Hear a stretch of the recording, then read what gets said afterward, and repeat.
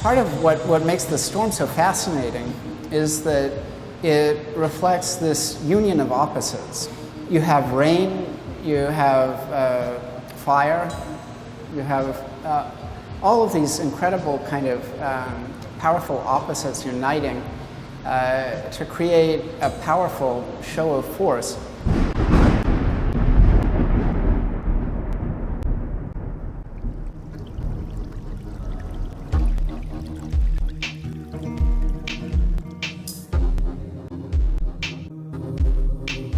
The storm is beautiful, but it's also dangerous, and that danger kind of forces one to reflect on one's own mortality.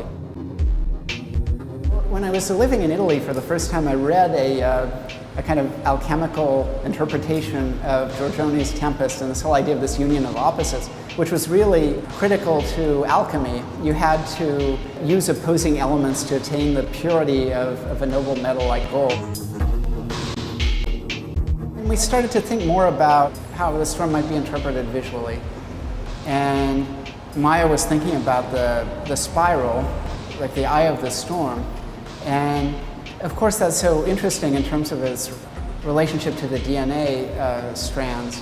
And that's where it started to kind of reflect a macrocosmic anatomy in some way. And as the show evolved and the images became more refined, that became even more evident. And when I finally saw the Isobars in movement for the first time, it was clear that they were reflecting the rhythms of a human breath in a way. So while you have this kind of frenetic movement of the eye of the storm, you have the kind of gentle movement of rhythm within each of our bodies.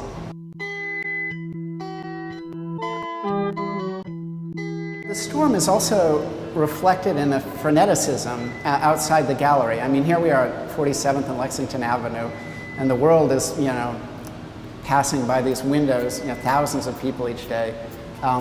And so in a funny way, I think there's a nice kind of counterpoint between the movements inside the gallery and the movement outside the walls. And in terms of sound, we were thinking to emulate, in a way, the sounds of the driving rain or thunder, the sirens, the myriad sounds around us in New York City. In a way, it's kind of a mechanical, counterpoint to the sounds of a storm in nature.